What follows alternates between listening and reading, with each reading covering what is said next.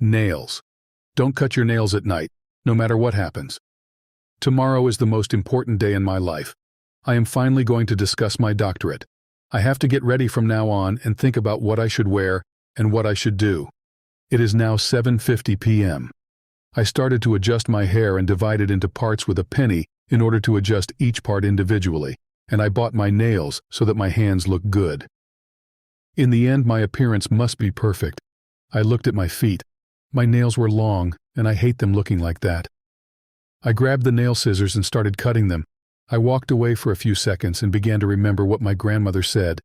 May God have mercy on her, when she used to tell me, "Don't cut your nails at night, no matter what." I smiled. In fact, my grandmother was very superstitious. I still remember what she said, even though I was still a little girl. She was always warning me not to cut my nails at night, but now I had forgotten about this topic. All I thought about was the discussion he had about tomorrow. I could hear her voice in my heart, as if she were talking to me. When I asked her if I cut her hair at night, what would happen? I still remember her answer that scared me. Be aware that no matter what happens, do not cut your fingernails, your hands, or your feet after 8:30 at night. Because after that time, you will curse me, and you will be the worst person in the world because of someone who is not from this world. At that time, the door will knock, and he will leave you a gift, a small box with something inside it. Do not open it until dawn. Be aware. Let your curiosity make you open it no matter what. And if you feel that there is someone close to you, do not look at Laura because the owner of the box will not leave you. So do not cut your nails at night unless you want to die. In amazement, the scissors fell from me, and I looked at the hairpin that was in my hair, and now I fell to the ground. My heart was beating fast. My grandmother had never lied. What would happen to me if someone knocked on the door right now? What would happen if you found the box? I live alone at home. I was afraid. I was very afraid, and I could not take my eyes off the nails on the floor.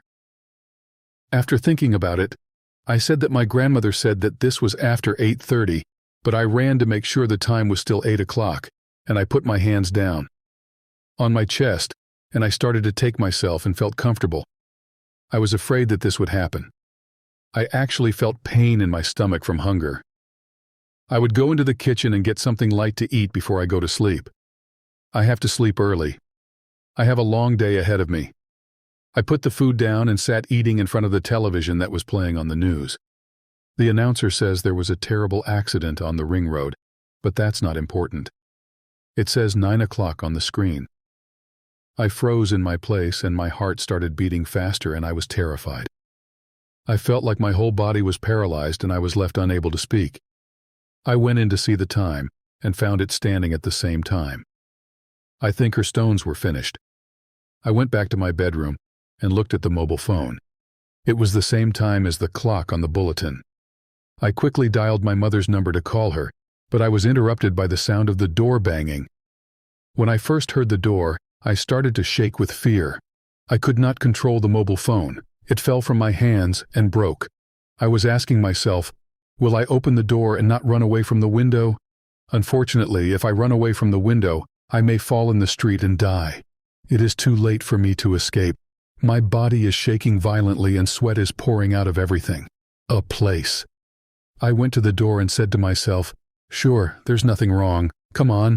My grandmother was exaggerating, maybe my neighbor or anyone else. The sound of the door knocking again. I was moving slowly, and there was no sound. I saw the eye in the door. No one was there. I opened the door. I found a small box available. My heartbeat increased faster, and my grandmother's words came true. The box was small and black in color and looked very annoying.